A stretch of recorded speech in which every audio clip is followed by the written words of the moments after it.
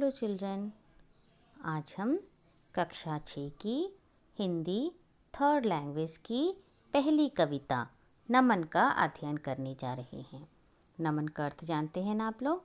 नमन का अर्थ होता है दोनों हाथों को जोड़कर किसी के आगे नतमस्तक होना।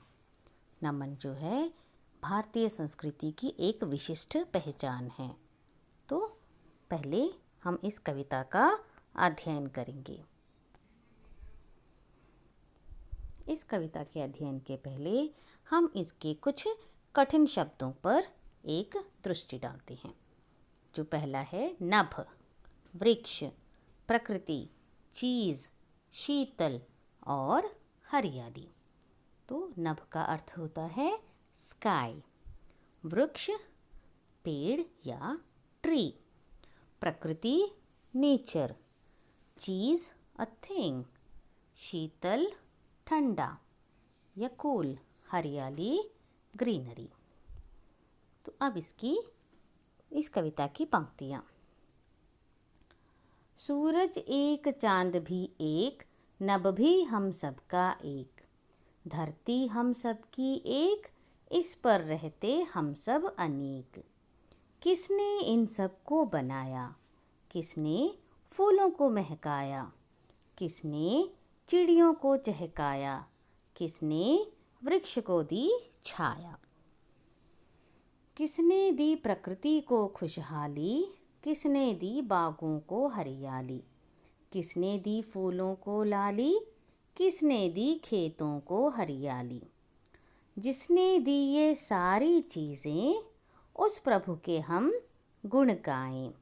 मन को रखे सदा ही शीतल, जग की सेवा करते जाएं।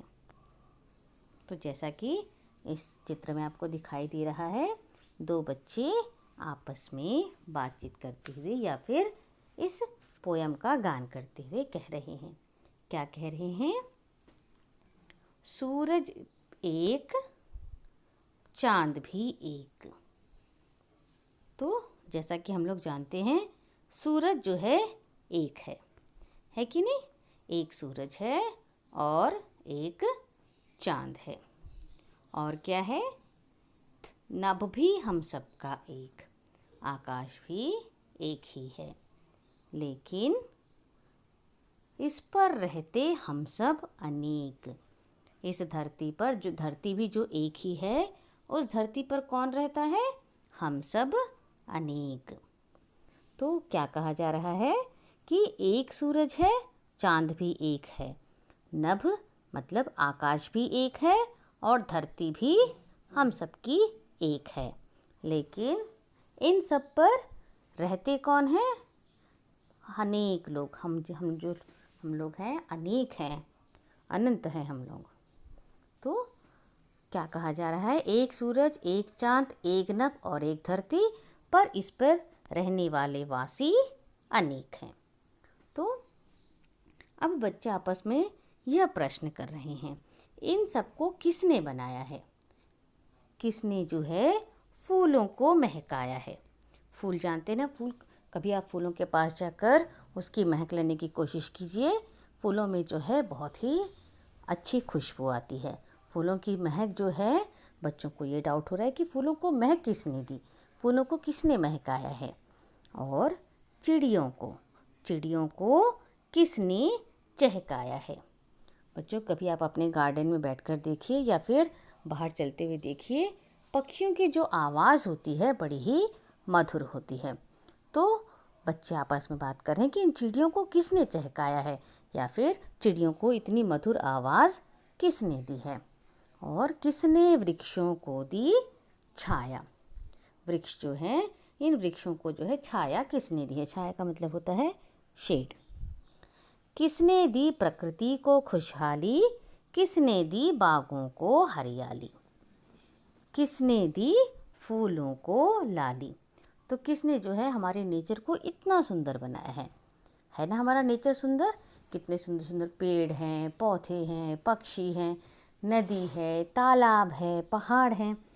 तो ये सब जो है प्रकृति के ही भाग हैं।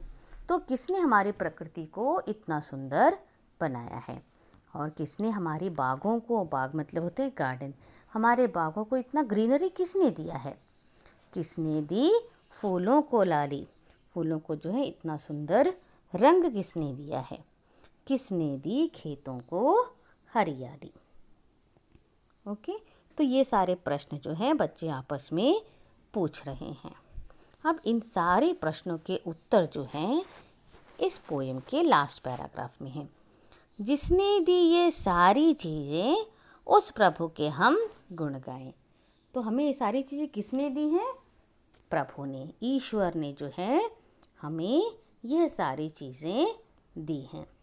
तो जिस प्रभु ने, जिस ईश्वर ने ये सारी चीज़ें बनाई हैं उस प्रभु के जो है हम गुणगान करेंगे।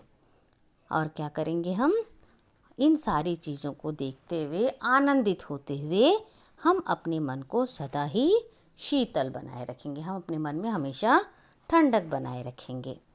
और क्या करेंगे? हम अपने मन की ठंडक से, शांत मन से हम क्या करेंगे? दुनिया की सेवा करेंगे। इस दुनिया में, इस जग में ऐसे बहुत से लोग हैं जिन्हें हमारी ज़रूरत है, तो हम ऐसे ज़रूरतमंदों की सेवा करेंगे। जहाँ तक हो सके हम अपने मन में सेवा भाव बनाए रखेंगे। और क्या करेंगे? उस ईश्वर की, उस प्रभु के गुण गाते हुए उन्हें नमन करेंगे। तो ये था आपका नमन कविता। इस कविता का सार। We have a sun, a moon and an earth which shelters so many people.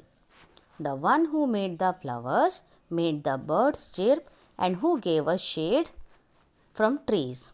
The one who made the beautiful nature, greenery and colorful flowers. Let's pray to the great God who made all these things and keep doing good deeds. तो ये था आपका जो है पाठ का सार। इस पाठ में कुछ प्रश्न उत्तर भी हैं। आपका पहला प्रश्न है, नभ, सूरज और चांद को किसने बनाया? उत्तर, नभ, सूरज और चांद को प्रभु ने बनाया। ईश्वर ने बागों को क्या दिया? ईश्वर ने बागों को हरियाली दी। तीसरा प्रश्न, प्रभु ने खेतों को क्या दिया?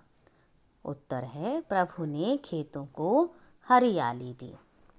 चौथा प्रश्न है, हमें क्या करना चाहिए? इसका उत्तर है, हमें प्रभु के गुण गाने चाहिए और जहाँ तक हो सके जग की सेवा करनी चाहिए।